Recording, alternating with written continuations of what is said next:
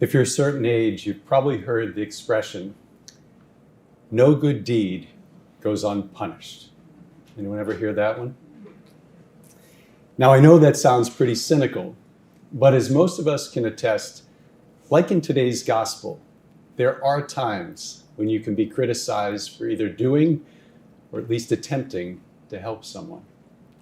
In Jesus' case, it was the scribes and the Pharisees who were keeping a very close watch on him. Not to learn, not to be healed, but they wanted to find a reason to accuse him of something.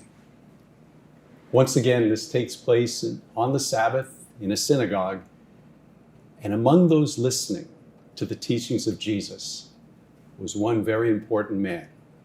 That man had a right hand that was withered. This meant that the man could not use his dominant hand to work. And for some, it was interpreted as a punishment from God, from some unknown sinful behavior of that man or perhaps his parents.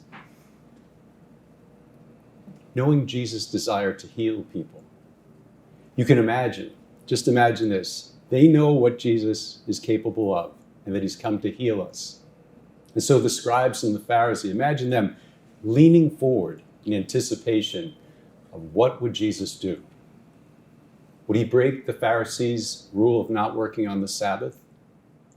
Or would he heal the man and restore his life? And what happens next, we learn not only about the Sabbath, but more importantly, about Jesus' identity as the Son of God. Jesus knew the intentions of the scribes and Pharisees, just like he knows every one of our intentions. And so he said to the man who needed to be healed, "Come up, stand right up here before us." Can you imagine the sense of the anxious anticipation of that man standing beside Jesus?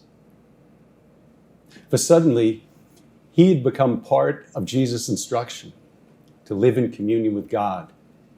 And it was going to be groundbreaking for all who were there. And Jesus gets right to the point. He asks all who were present, "Is it lawful to do good on the Sabbath rather than to do evil? To save life rather than to destroy it?" Just imagine Jesus looking at you and me, every person here. He poses that question. Let it sink in for a moment. And then at just the right moment, as it hits all of us, he says to the man, "Stretch out your hand." And suddenly the man does. He does what Jesus said, and his hand was restored. What do you think you would have done if you were in that synagogue? Would you have been afraid to go against the scribes and the Pharisees, the experts? Would you have had a spontaneous reaction of amazement and joy? How would you see Jesus? Would you be willing to consider that he was sent by God? Would you be willing to even say that he was the long-awaited Messiah? My brothers and sisters, Jesus is as real to us at this Mass, in his word and Eucharist, as he was in that synagogue. He knows our thoughts. He knows our wounds and our worries, and he knows our victories and our defeats. He calls to each one of us by our names, to stretch out our hands, to receive his healing touch, whether through the sacrament of confession, the Eucharist, or the Word of God. And Jesus also calls each one of us today to be like St. Peter Claver, who dedicated his life to helping those who were enslaved and maltreated. And I love St. Peter Claver's most famous expression or challenge was, We must speak to them first with our hands before we speak to them with our lips.